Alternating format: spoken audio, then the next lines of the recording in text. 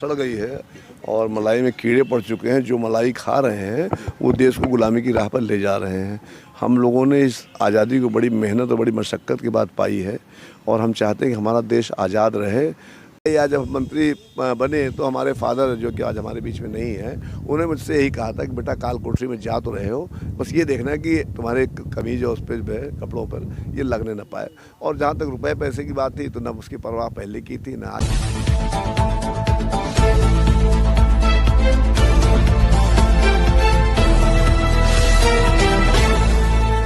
तो यहाँ पे एक कांग्रेस की बैठक थी। कुछ बताने की ज़रूरत नहीं है। भारत दैनिक दर्शन से विक्रम सिंह आपके साथ परिचय के मोहताज नहीं हैं। नकुल दुबे जी बीएसपी से कांग्रेस में आए हैं और कैबिनेट मंत्री भी रह चुके हैं।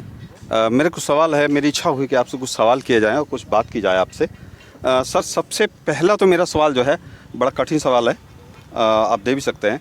सवाल मेरा ये है कि भारतीय जनता पार्टी में इतनी मलाई है, आपने कांग्रेस ही क्यों ज्वाइन की? सबसे पहले मेरा सवाल। मलाई सड़ गई है और मलाई में कीड़े पड़ चुके हैं। जो मलाई खा रहे हैं वो देश को गुलामी की राह पर ले जा रहे हैं। हम लोगों ने इस आज़ादी को बड़ी मेहनत और बड़ी मशक्क़त के बाद पाई है और हम चाहते हैं कि हमारा देश आज़ाद रहे। और आज़ादी के लिए कुर्बानी पहले भी हुई थी, आज भी कुर्बानी का समय आ गया है।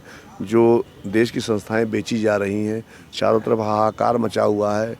कुछ ही चंद एक दो लोगों को अरबपति खरबपति और विश्व का और एशिया का सबसे अमीर आदमी बनाने की प्रक्रिया चल रही है। हमारे हिंदुस्तान ने कभी इसको बर्दाश्त नहीं किया है और 2024 में पुनः बर्दाश्त न करने का मन बना चुकी है।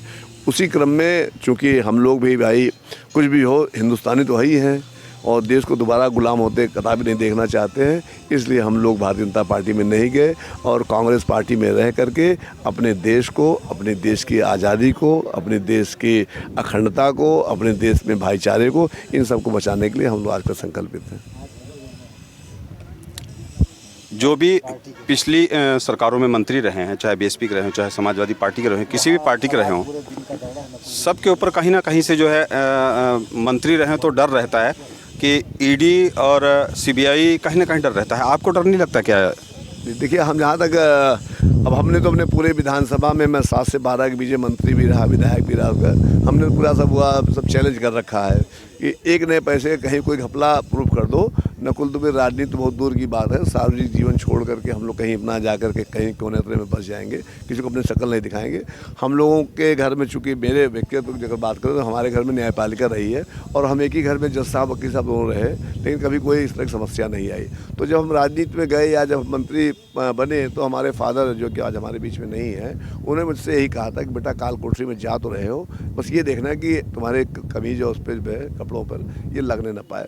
और जहाँ तक रुपए पैसे की बात थी तो न उसकी परवाह पहले की थी, न आज की है, न आगे करेंगे। हम लोग का लक्ष्य ये रहता है कि हमारा देश जो है वो आगे बढ़ता रहे, चमकता रहे।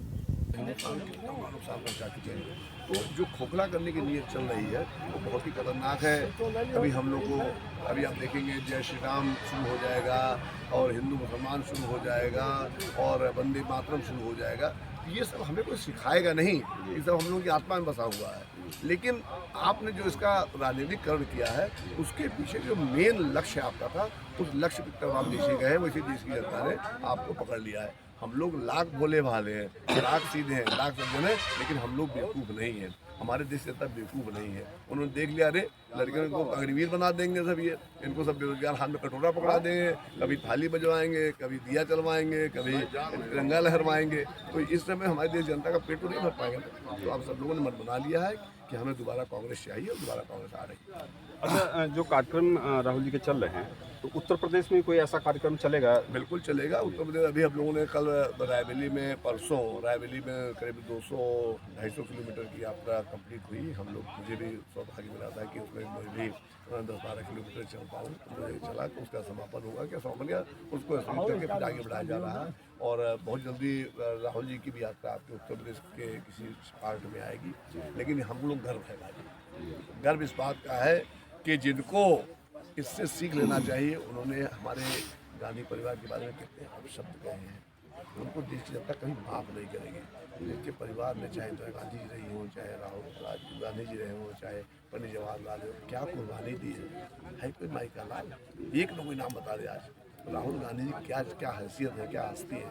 कहने कुछ भी कहते रहो, कोई भी कुछ कहता रहे, लेकिन राहुल गांधी जी जो आज ठाठ से एयर कंडीशन में बैठ कर गया, कहीं भी जाकर करने कहीं आराम फरमा रहे होते, आज वो इस वक्त पता लगा, इस वक्त सोचिए खाली इस वक्त प्रदेश की जनता ने, देश की जनता ने, सबके मन में यात्रा चल रही है। सबके मन में भारत जोड़ो, भारत जोड़ो, भारत जोड़ो चल रहा है। तो भारत जुड़ के रहेगा 2024 में कांग्रेस पार्टी इस देश में पुनः आपको सत्ता में स्थापित दिखाई पड़ेगी।